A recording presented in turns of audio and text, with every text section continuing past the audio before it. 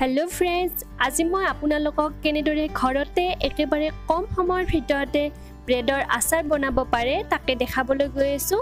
তেন্তে আহকচোন চাও ব্ৰেডৰ আচাৰ বনাবৰ কাৰণে আমাক কি বস্তুৰ প্ৰয়োজন হ'ব।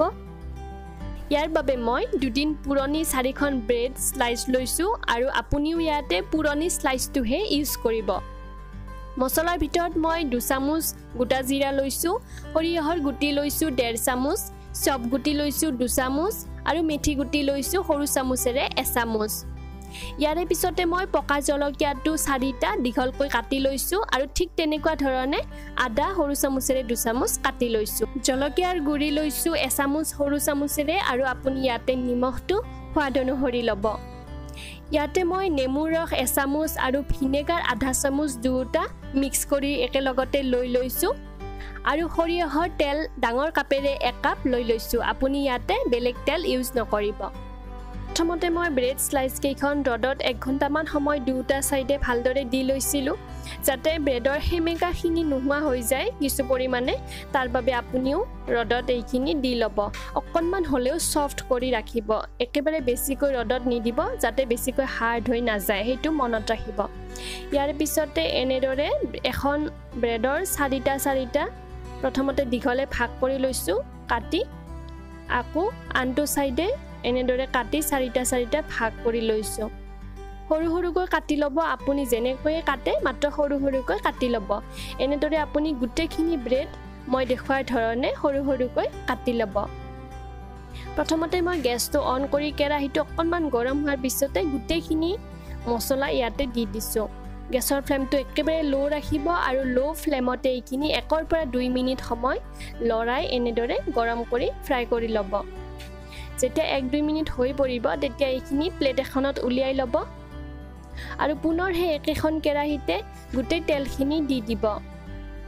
তেল আপুনি ইয়াতে অকণমান বেছিকৈও ইউজ কৰিব পাৰে। গেছৰ ফ্লেমটো হাই ৰাখিব আৰু যেতিয়া দেখিব তেলখিনিৰ পৰা এনেকুৱা ধৰণে ধোঁৱা ওলাইছে তেতিয়াহে আপুনি গেছটো অফ কৰি দিব। এতিয়া এই গোটেই মছলাখিনি মিক্সাৰ এটাত লৈ লৈছো আৰু এইখিনি গ্ৰাইণ্ড কৰি ল'ম, কিন্তু বেছিকৈ মিহি নকৰিব।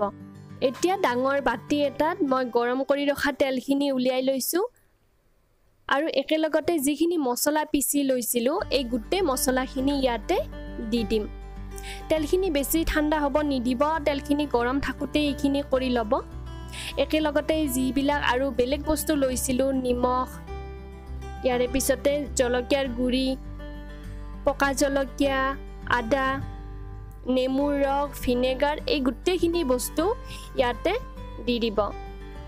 এতিয়া চামুচৰ সহায়ত ভালদৰে এইখিনি মিক্স কৰি ল'ব।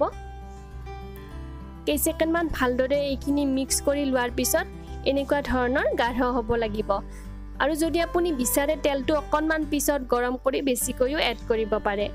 আৰু লাষ্ট আপুনি কাটি থোৱা ব্ৰেডখিনি এই মিশ্ৰণখিনি দি দিব। গোটেইখিনি দি লোৱাৰ পিছত চামুচৰ সহায়ত ভালদৰে তল ওপৰ কৰি 1 মিনিট মানৰ কাৰণে মিক্স কৰি ল'ব আৰু যেতিয়া এইখিনি ভালদৰে মিক্স হৈ পৰিব তেতিয়া আপুনি বুজিব যে ঘৰতে বনোৱা ইমান কম সময়ৰ ভিতৰতে ব্ৰেডৰ আচাৰ তৈয়াৰ হৈ গ'ল। এইখিনি আপুনি 2 দিন পিছৰ পৰা পৰিবেশন কৰক 15 দিনলৈকে। আপুনি ফ্ৰিজতো ৰাখিব পাৰে বা মাজে সময়ে ৰ'দতো দি থাকিব পাৰে। এই ব্ৰেডৰ আচাৰটো আপুনি এবাৰ ঘৰতে বনাই চাবচোন আৰু যদি ভাল লাগে তেতিয়াহ'লে লাইক কৰিব আৰু আনকো শ্বেয়াৰ কৰিব। মোৰ যদি চেনেলটোত আপুনি নতুনকৈ আহিছে তেতিয়াহ'লে সাবস্ক্ৰাইব কৰিব আৰু লগতে কাষত যিটো বেল আইকন আছে সেইটো এবাৰ ক্লিক কৰিব যাতে মই নেক্সট যি ভিডিঅ' দিওঁ আপোনালোকে পোনপ্ৰথমতে পাই যায়। এতিয়ালৈকে আহিছো, ধন্যবাদ।